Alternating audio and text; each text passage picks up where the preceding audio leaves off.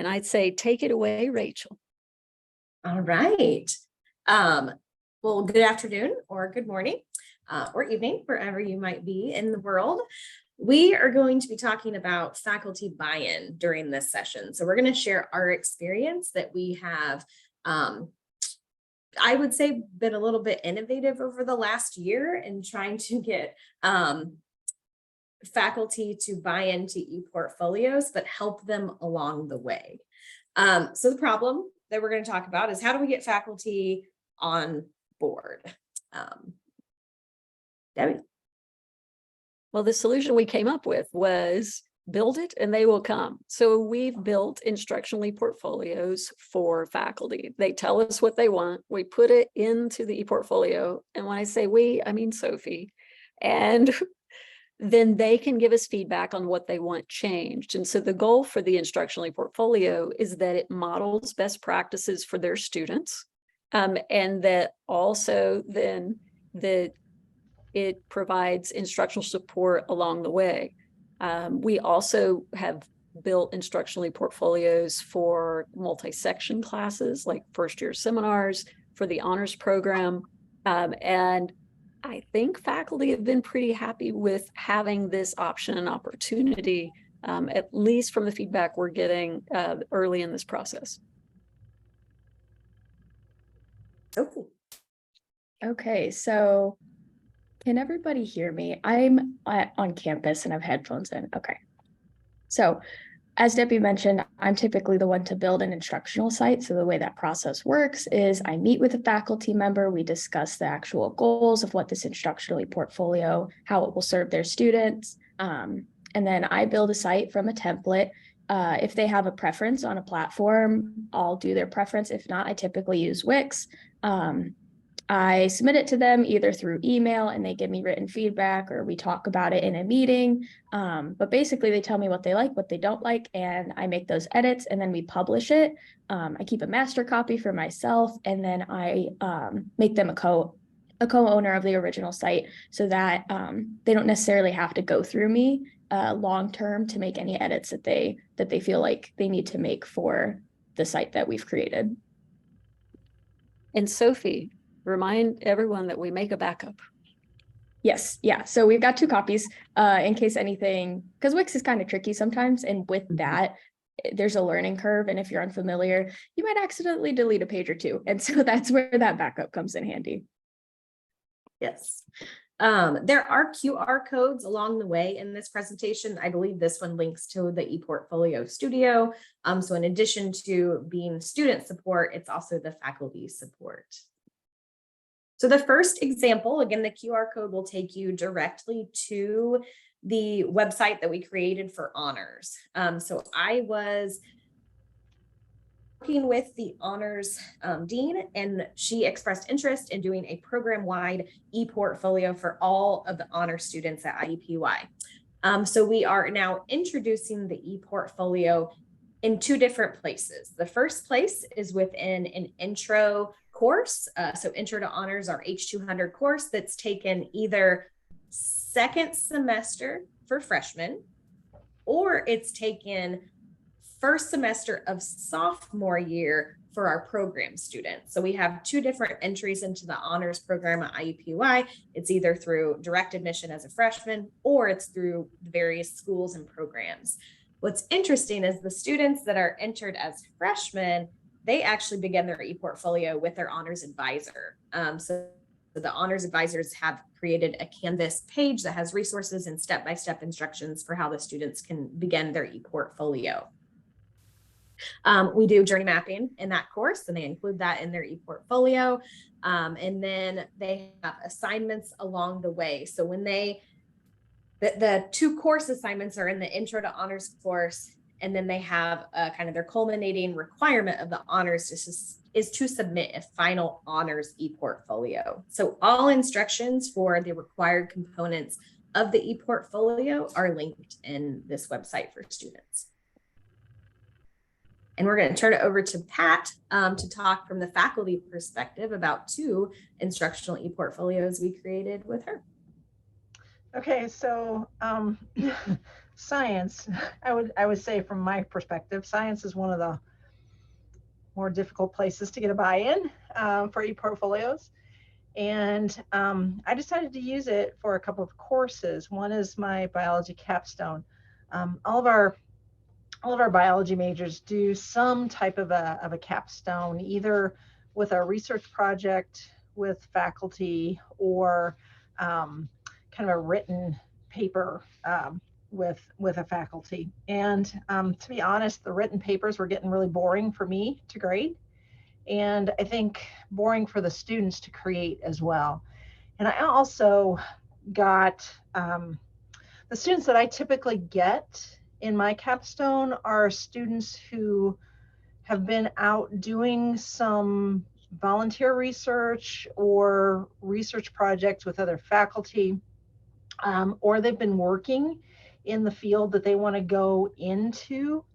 And I always allow them to choose their topic for their capstone that they want to research, and it's usually related to what they have been doing. So when I started looking at the capstones and the possibility of incorporating more than just research on a particular topic, their experiences, their journey to their senior year, I felt that that was going to provide them with a much richer story, and then also something that they could potentially use when they're out there applying for programs or looking for jobs, instead of just this paper.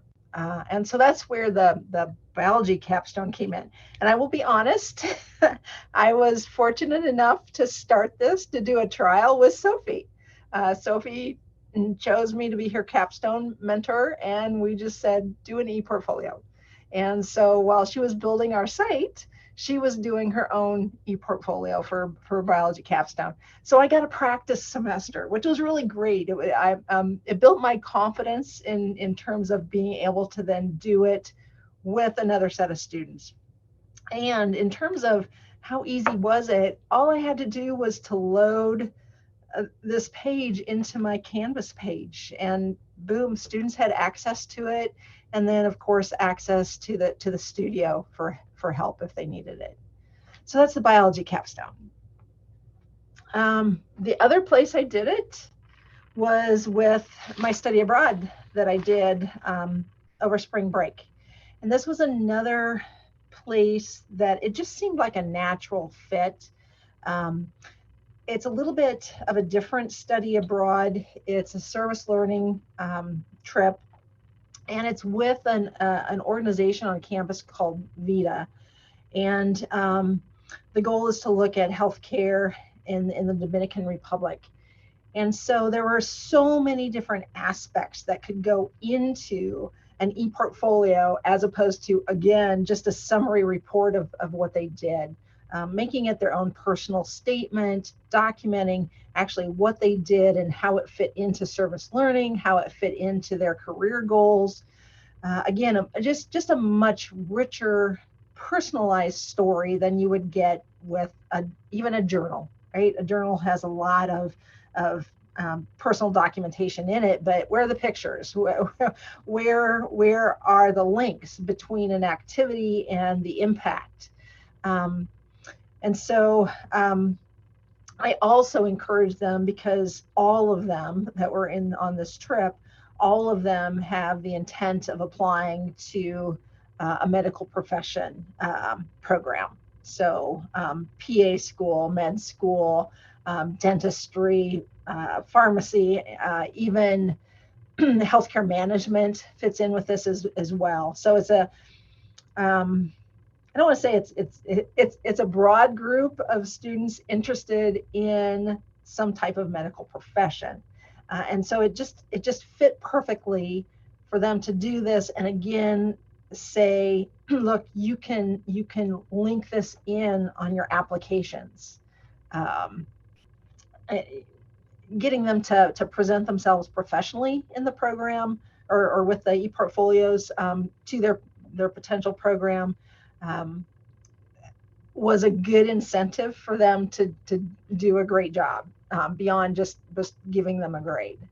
And so that's that was my buy-in, and I'm sticking with it. Thank you for sharing. Love to get that perspective. And Sophie and I have created these, but I've yet to use them. Debbie, do you want to talk about this one, or do you want me to talk about it? You take it away. Okay, so this is the one that we're currently in the process of doing a pilot study with first year seminar instructors. So this one was created almost entirely by Sophie. So Sophie, if you wanted to address a question in the chat that said, how long does this typically take you to create a site? Kind of what's the workload? Yeah, so I think the first one that I created was the bio capstone for Dr. Clark. And I liked the structure that I made from that. And so I kind of just duplicate it and then I edit the pages. So while I'm not starting from scratch, every instructional site's a little bit different in what the instructor wants for like the pages and the breakdown and stuff like that. So I would say if I'm working pretty quickly, I can get it done in a week. If and that's like the draft site. And so, Yeah. you know, there's like back and forth with like, oh, I want you to add this, or this isn't necessary, stuff like that. But yeah, I would say typically a week if I'm really, really working hard on it. Okay, great.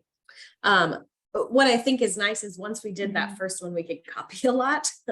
Yeah. So we'll get to that in a minute, kind of what is the same throughout all of the various sites. The last example we'll share is from Debbie, and she's been doing this for many years. So I say it's innovative, but it's something that basically she's been already doing for years. So she just put a link to this in the chat. I as soon as I got into ePortfolios, I thought, like, number one, I've got to have my own, and I did, but it was very bad. And then I thought, why am I not then using ePortfolios to model what I want students to do? And I started that in my first year writing classes, and then I took that model to the 231 professional writing skills course, and it's maybe a little too extensive, but it does provide step-by-step examples for a 10-week project that's done in teams with community clients. And then the students are creating 5 different artifacts along the way that they are sharing either in personal portfolios, in a team ePortfolio, and then they can migrate that data to a website ePortfolio they give to their community clients. And with the idea, if you build it, they will come. Students weren't using this site very much until COVID hit, and all of a sudden my statistics went through the roof. This is where they went for everything instead of stopping by my office. And since COVID, they have still been using it. So they've become more accustomed to using websites to support their work. And Sophie survived this class and did really well in it. What would you say about having an instructional ePortfolio to support the work? I think my favorite part of it was that there was like a central link to all of these different examples that we could look at. And that's helpful. Because while you can put it in like a site like Canvas or something, having it literally everything centralized is really helpful. You don't have to go digging for it. And I learned best through seeing examples of things. And so one, having an instructional site serving as an example in its own, and then including the actual project examples was really helpful to have all in one spot. Thank you.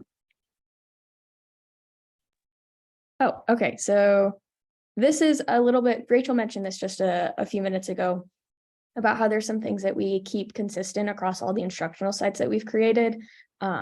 And one, the main square, the creating your ePortfolio website, that is 4 different sections, just kind of outlining the process. So you talk about like, what is an ePortfolio, how to choose a platform, some design basics, and then like reflection and things like that. And then this little blue square up in the corner, those are part of the main like menu tabs. And they're direct links to the ePortfolio Studio for any students using the instructional side if they need extra support, as well as the Writing Center. The ePortfolio Studio, while I like to think that I'm fairly decent at writing reflective content and things, I've been doing it for a while, I am not an expert. And so we can direct them to the Writing Center, and they're, I think, recently going to be trained in ePortfolio stuff and vice versa. So that's always an option for them as well. And then the one right below that, the square, why in ePortfolio, I think it's helpful for students to know why they're doing what they're doing. And so all of these factors are included on all the instructional sites. And one thing I'll mention is once we build a site, we can just click one button and duplicate, and there's the whole thing migrates over. And so we can simply change the 2 or 3 pages that are unique to the new faculty member or the new program, and the other pages are ready-made and on their way. So we got about, Rachel, we have about 4 minutes left. Okay. I think overall, we have gotten positive feedback from faculty. They like having these toys. Not many of them are adjusting them yet, but hopefully we'll see a little bit more of that. We do have a faculty member, 2 faculty members who are building their own instructional ePortfolios, and they're building templates for their students. Then they will simply share ownership, and the students can type over the template. And I think Pat already shared a little bit that she enjoyed it and plans to continue using it. Do you have any additional to share feedback? I think I accidentally muted you earlier. So there was a question in the chat. Have I gotten anybody else to buy in? I am definitely the first one in biology that's used ePortfolios for capstone. And there are some people that are a little bit interested in it. I'm going to have to show mine off, and I may do that with our undergraduate education committee to show them how rich mine were. I will say I've kind of had cream of the crop students doing it, which is great because my examples are great. I'm hoping that this will persuade some people to go to ePortfolios. I'm also going to talk with another faculty member who's working with another department. They're trying to develop internships, and I'm totally sold that they should go ePortfolio with the internships. So I'm working on it. That is all that we have. Questions, comments?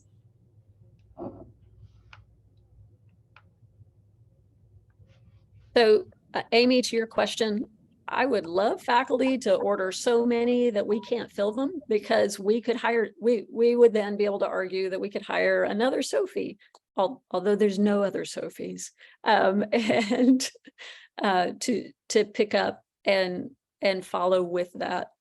So I also was able to work with some Purdue faculty over the summer with a National Science Foundation project, and we built a Google shelf for them. We're going to be building Google templates that we can offer for all of our students and faculty to access. But I love the instructional ePortfolio. I think it has a unique function, and it gives faculty control. And I've taught with faculty who have them and love them. Maybe for the last 15 to 20 years, I think faculty have been building ePortfolios, particularly in composition courses, and I've seen some in English literature as well. I only see the Englishes. So if others of you have seen this kind of stuff, chime in and let us know. I know we need to get Pat to talk to all of our STEM faculty. Yes.